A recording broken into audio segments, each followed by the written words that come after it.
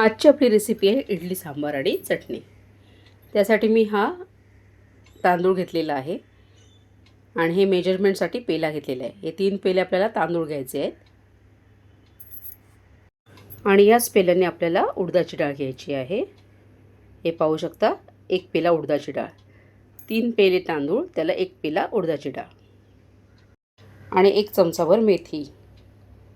आता ही उडदाची डाळ आपल्याला 3 वेळा स्वच्छ पाण्याने धुवून घ्यायची आहे। चोळून धुवायची आहे। या इडलीमध्ये आपल्याला ना दही वापरायचं आहे ना सोडा वापरायचा आहे, काही वापरत नाही आहे आपण याच्यामध्ये। आता हे पाणी ओतून देऊया। अशा प्रकारे मी 2-3 वेळा धुवून घेतलेली आहे। आता हे चौथ्या वेळेला मी पाणी घातलेले आहे। आता झाकण लावून ठेवून देऊया। आता तांदूळ घेऊया आणि ते पण अशाच प्रकारे 3 वेळा धुवून मग चौथ्या वेळेला पाणी घालून ठेवून द्यायचं आहे। नीट चोळून धुवायचे आहेत धान्य। आता पाणी ओतून देऊया। हे पाहू शकता तुम्ही, याच्यात पण पाणी घालून ठेवलं आहे मी। उडदाची डाळ आणि तांदूळ आता हे 6 तासासाठी आपल्याला असंच भिजत ठेवायचं आहे, कमीत कमी 6 तासासाठी तरी। आता 6 तासानंतर आपण उघडून पाहत आहोत। तांदूळ चांगले भिजलेत आणि उडदाची डाळ देखील भिजलेली आहे। आता वाटून घेऊया। वाटताना नेहमी तांदूळ पहिले वाटून घ्यावेत आणि नंतर उडदाची डाळ त्यात वाटावी। आता इथे तांदूळ वाटण्यासाठी पाणी लागणार आहे आपल्याला, तर ते पाणी दुसरं तिसरं न घेता हे उडदाची डाळ ज्याच्यात भिजत घातली होती तेच पाणी आपण वाटण्यासाठी वापरायचं आहे। आता हे वाटून घेऊया। एक भांडं घेतलेलं आहे, त्या भांड्यामध्ये आपण हे वाटलेलं मिश्रण काढून घेऊया। आधी तांदूळ वाटलेत, एकदम बारीक वाटायचं आहे।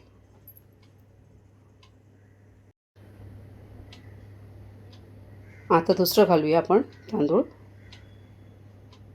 असं 3 टप्प्यामध्ये माझे वाटून होणार आहे तांदूळाचं।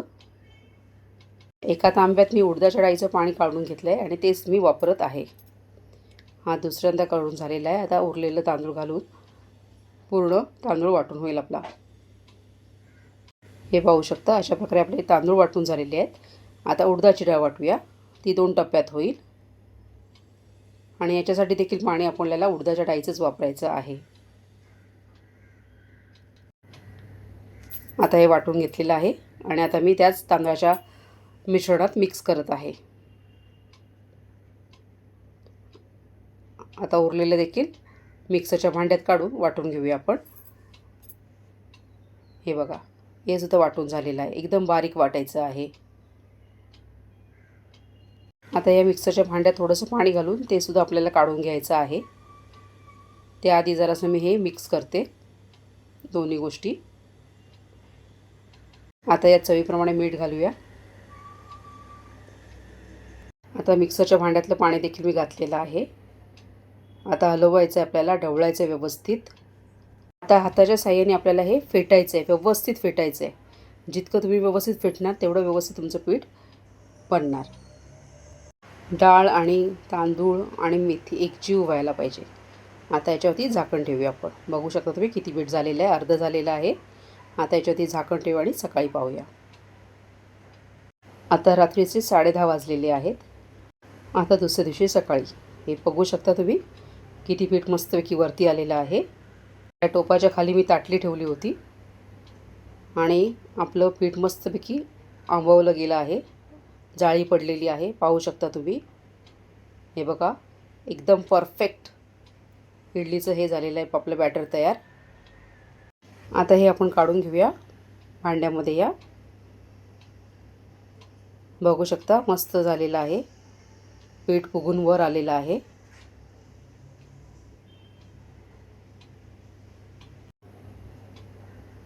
चांगली छान जाळी पडलेली आहे। आता ही फूग आपल्याला मोडायची नाही आहे। ना आपण दही घातलं आहे ना सोडा, तरी देखील बघा किती छान पीठ वरती आलं आहे। अशा पद्धतीने नक्की करून पहा। हे बघा, अगदी छान। एका टोपात काढून घेतलेले आपण आता इडली करायला घेऊया। हे पाहू शकता, आज आपण नवीन इडलीचं भांडं वापरणार आहोत। त्यासाठी मी या वाट्यांना तेल लावून घेत आहे। अगदी व्यवस्थित तेल लावायचं आहे. एका प्लेटमध्ये 5 इडल्या होणार आहेत. तसेच ही छोटी इडलीची प्लेट आहे. कॉईन इडल्या होत्या त्याच्यात, मिनी इडल्या. तर त्याच्या वाट्यांना देखील आपण तेल लावून घ्यायचं आहे. आता आपण वाट्या भरून घेऊया बॅटरने. तुम्ही बघू शकता किती छान बॅटर झालं आहे. आता आपण ह्या वाट्या भरून घेऊया इडली पात्राच्या. अशा पद्धतीने पाहू शकता तुम्ही.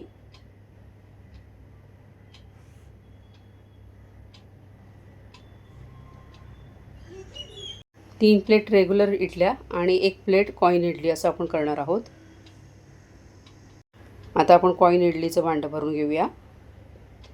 या इडल्या लहान मुलांच्या डब्याला देऊ शकता तुम्ही.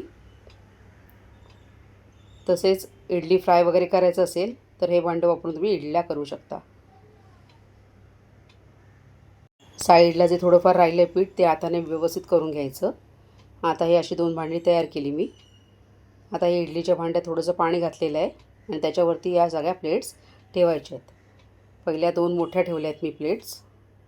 आता कॉईन इडलीची प्लेट ठेवते आहे, म्हणजेच मिनी इडलीची, आणि त्याच्यानंतर ही रेग्युलर इडलीची प्लेट.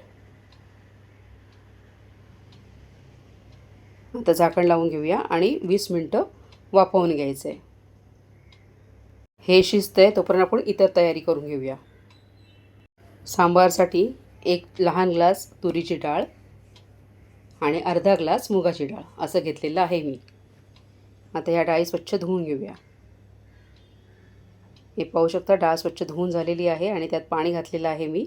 आता गॅसवरती हा कुकर ठेवूया. हा छोटासा कुकर आहे.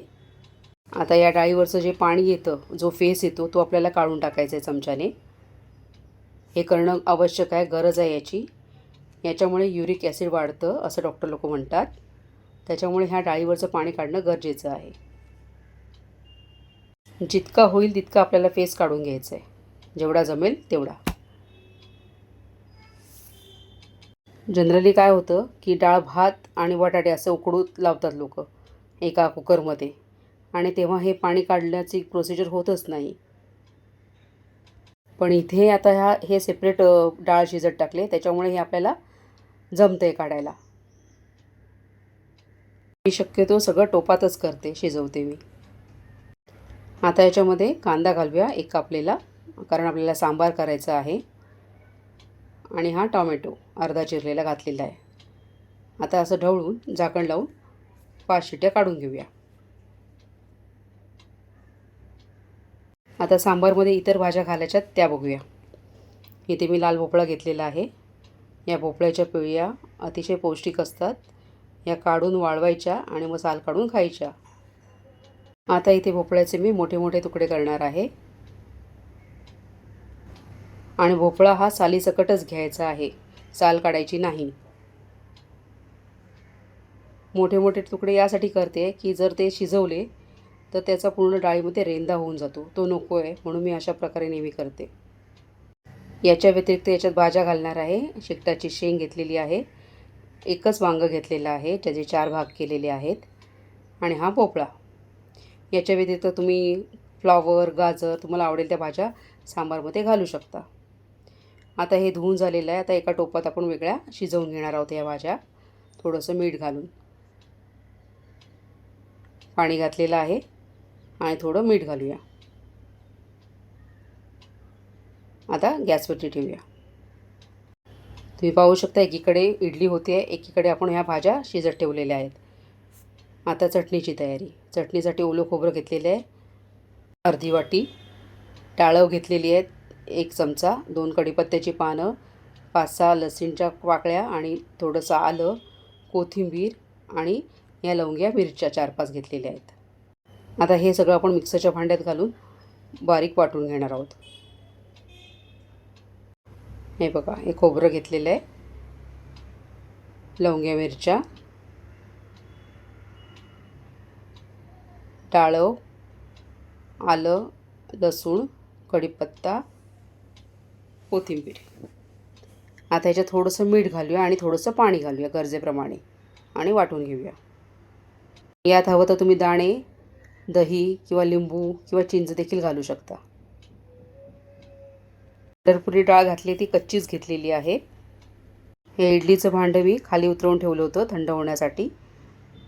तुम्ही पाहू शकता आपल्या इडल्या तयार झालेल्या आहेत. आता काढून घेऊया त्या आपण चमच्याच्या साहाय्याने.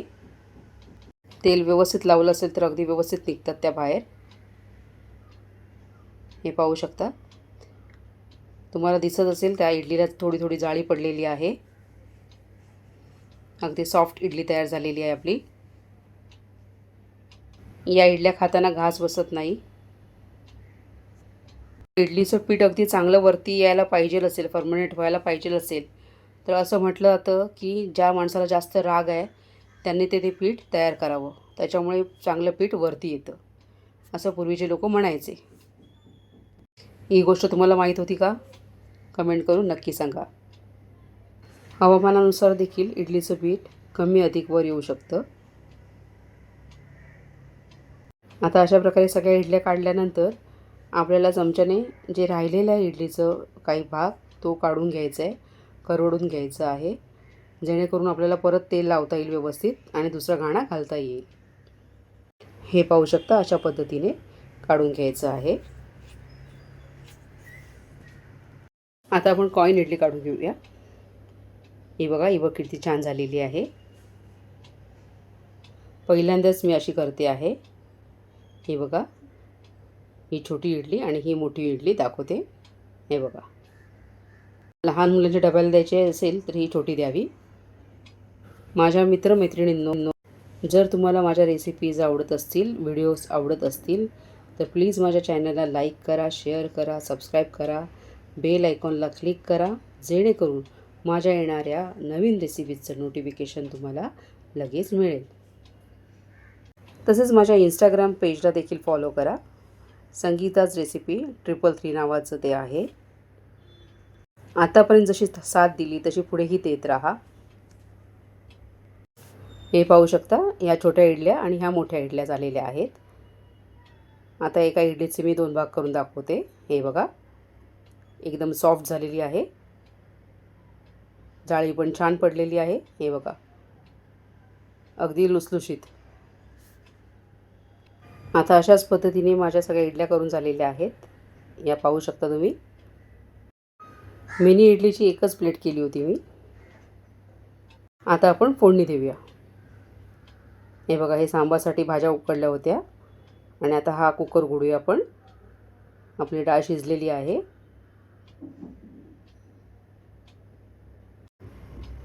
हे पाहू शकता, कांदा आणि टोमॅटो व्यवस्थित एकजीव झालेला आहे डाळीमध्ये. आता डाळ आपण रवीच्या साहाय्याने घोटून घेऊया. इथे मी डाळ घोटण्यासाठी ही स्टीलची रवी वापरते आहे. बघू शकता तुम्ही. हे बघा, ही वरून प्रेस केली की फिरू लागते. हे बघा, अशी फिरते ती. डाळ घोटून झालेली आहे. आता आपण डाळीला फोडणी देणार आहोत. त्याच्या आधी आपण चटणीला फोडणी देऊया. ही पाहू शकता, ही चटणी तयार झालेली आहे आपली. यात थोडंसं पाणी घालून घेऊया. एकीकडे मी टोप गरम करत ठेवला आहे फोडणी देण्यासाठी. त्याच्यामध्ये तेल देखील घातलेलं आहे. आता या चटणीमध्ये मी थोडंसं पाणी घालून घेतलेलं आहे. आता फोडणी करूया. राई घातलेली आहे 1 चमचाभर. तेल गरम झाल्यावरती घातलेलं आहे राई मी. आता थोडंसं जिरं, नंतर थोडंसं हिंग आणि कढीपत्त्याची पानं. आता हिंग घालूया आणि लाल मिरची अखंड असेल तुमच्याकडे तर ती देखील फोडणीला घालू शकता तुम्ही. आता ही मस्तपैकी फोडणी तडतडली की चटणीमध्ये घालायची आपल्याला. हे बघा, आणि लगेचच झाकण ठेवायचं आहे त्या भांड्यावरती, म्हणजे तडका चांगला लागतो. चटणी रेडी आहे आपली. आता सांबारला फोडणी द्यायची आहे. तर त्यासाठी तेल घातलेलं आहे. तेलामध्ये जिरं, राई आणि लसूण घातलेली आहे. तो थोडासा व्हिडिओ माझा स्किप झाला. आता याच्यामध्ये कढीपत्त्याची पानं, हिंग, यात देखील अखंड लाल मिरची असेल तर ती घालू शकता फोडणीला, त्याने पण एक छान टेस्ट येते. आता चमचाभर लाल तिखट घातलेला आहे. अर्धा चमचा गरम मसाला घातलेला आहे, मिक्स मसाला. थोडासा आणखी गरम मसाला घातला आहे मी. हलवून घेऊया जरा. आणि आता याच्यामध्ये आपल्याला धणा पावडर घालायची आहे, 1 चमचाभर. छोटा चमचा घेतलेला आहे मी. धणा पावडर, जिरा पावडर, बडीशेप पावडर तुम्ही घालू शकता. आता ही फोडणी आपण डाळीत घालूया आणि झाकण ठेवूया. डाळ घोटून त्याच्यात गरजेप्रमाणे आपण पाणी घालून घेतलं होतं आणि ही हळद राहिली होती घालायची, ती घालून घेतलेली आहे. आता या भाज्या घालूया.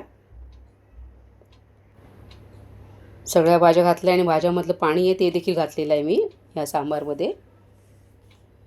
आता कोथिंबीर बारीक कापलेली ढवळून घेऊया. आता आवडीप्रमाणे गूळ, हे बघा एवढा घेतला आहे मी खडा, तो घातलेला आहे. आता गूळ आला म्हणजे चिंच येणारच. ही बघा, ही आवडीप्रमाणे किंवा आपल्या चवीप्रमाणे चिंच घातलेली आहे. चवीप्रमाणे मीठ. आता हे सगळं व्यवस्थित उकळू देऊया. इडलीबरोबर सांबार आणि चटणी असेल तर खायला मजा येते. या सांबारमध्ये चिंच अखंड घालण्याच्या ऐवजी तुम्ही त्याचा कोळ करून देखील घालू शकता. आता मी हे बघा इथे भोपळ्याची फोड आहे, त्याचे भाग करते 2 चमच्याच्या साहाय्याने. हे बघा, चांगला कड यायला पाहिजे या सांबारला. जिरा पावडर घालायची राहिली होती, ती आता घालून घेते. हे बघू शकता, थोडीशी घातलेली आहे. आता सांबारला चांगली उकळी फुटलेली आहे. थोडंसं उकळून आपण गॅस बंद करून घेणार आहोत. आता गॅस मी बंद करत आहे. आता प्लेटिंग करूया. या बघू शकता ह्या इडल्या. आणि आता ह्याच्यासाठी मी प्लेट घेतलेली आहे. छोट्या इडल्या पण ठेवलेल्या आहेत आणि मोठ्या पण ठेवलेल्या आहेत.